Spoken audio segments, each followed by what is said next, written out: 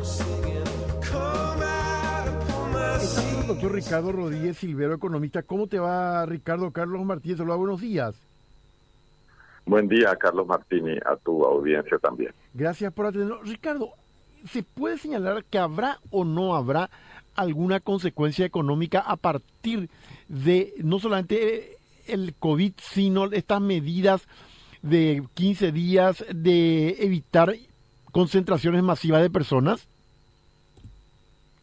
Sí, claro que va a haber consecuencias, Carlos Martini, en todo sentido, en términos económicos, en términos financieros, en términos tributarios, en términos de comercio exterior, en términos de balanza de pagos. Hay que ver las repercusiones hasta en el tipo de cambio, Carlos Martini. De estas áreas donde se podrían notar más consecuencias, ¿cuáles serían y por qué, Ricardo? Y las que se ven ya a simple vista ahora, en estos días ya, es la ausencia de público en eventos masivos, ¿verdad? Eso significa que esas instituciones que organizan esos eventos dejan de tener esos ingresos, ¿verdad? Aunque el partido de fútbol se realice a puertas cerradas y se lo proyecte por radio y televisión y otros medios, se produce una caída total de ingresos, ¿verdad? El 100% de los ingresos desaparecen. Eso significa que las instituciones o las empresas o los clubes que organizan este tipo de eventos van a surgir las consecuencias de merma sustancial de ingresos, lo que les colocará en una situación difícil para enfrentar sus gastos e inversiones normales. Pero no solamente en materia de eventos, Carlos Martínez. Por ejemplo, el comercio exterior. La importación que realizamos normalmente de algunos países fuertemente infectados por el virus cae considerablemente. Lo primero que se nota es la caída de las importaciones de la China continental, que es la más afectada y fue el epicentro del surgimiento y de la divulgación o de la propagación del virus, ¿verdad? Y como China figura ya entre nuestros importadores más, desde nuestra óptica, ¿verdad? Los productos chinos están entre los importados más importantes en términos de volumen y valor. Entonces, eso también tiene repercusiones en el comercio exterior.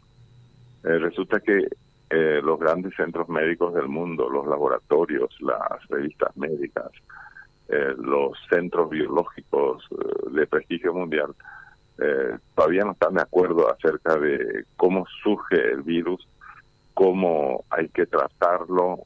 No se sabe a ciencia cierta cuánto tiempo de incubación tiene. Parece que incluso después de haber cesado su periodo de incubación, el virus puede permanecer latente y seguir infectando a terceros. Lo que más preocupa es que hay una cantidad considerable que tampoco se sabe exactamente a cuánto asciende. No se sabe si es la mitad o el 70%, no se sabe. Que el virus puede vivir mucho tiempo en portadores sanos, es decir, en portadores que no tienen síntomas de estar contagiados. A eso se llama también portadores subclínicos. En otras palabras, que en medio de un grupo de amigos pueden haber 3 o 4 que están infectados, pero ellos no están afectados. Su salud no muestra estar afectada por la presencia del virus, pero ellos sí pueden ser portadores que contagian a los demás, aunque el portador esté sano. Y ese tipo de inseguridades hace que la gente se sienta angustiada, no solamente la gente común y corriente, sino también las autoridades públicas, ¿verdad? El caso de la China es impresionantemente preocupante, porque al parecer los chinos comunistas, como es característico en los sistemas totalitarios, no estaban diciendo la verdad plena, sino que estaban reduciendo el número de muertos y reduciendo el número de contagiados con el virus. Y eso es lamentable porque estamos hablando de salud de las personas. Muchos chinos estaban muriendo en cantidades mayores a consecuencias de este virus que los que ellos reconocían, y la cantidad de infectados era muchísimo más grande.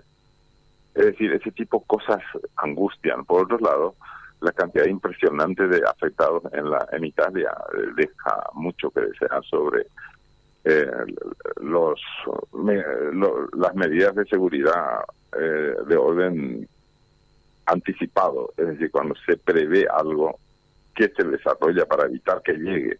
Allí es donde Italia ha fracasado, pero estrepitosamente, a punto que la parte norte de Italia está totalmente contagiada.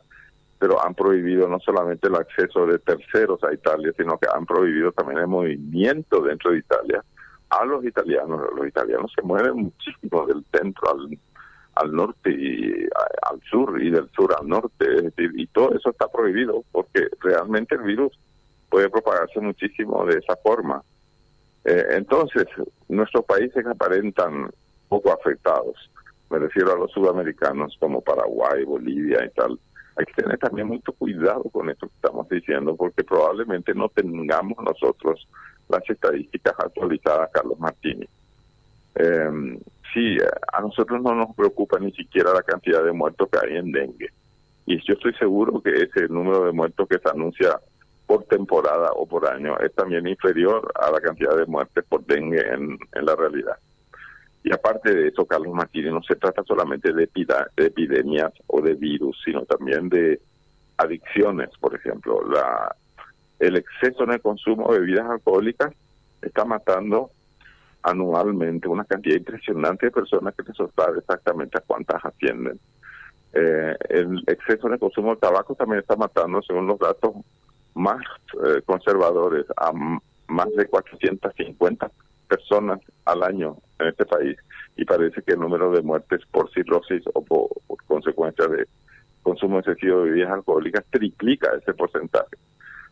Y bueno, nosotros estamos aquí un poco en la onda mundial demostrando excesiva preocupación, y eso es necesario que sea así, por la presencia potencial ya del virus acá en Paraguay también, pero no nos damos cuenta que lo que más nos mata son el dengue, el tabaco y las bebidas alcohólicas, Carlos Martínez. Sí, es tremendo, es así, son estos enemigos que están permanentemente con nosotros. Y finalmente, Ricardo, es difícil establecer si esto que está ocurriendo ahora, a esta altura del año, es difícil establecer si eso va a tener consecuencias en el crecimiento económico y en lo que se llama el bienestar de la gente.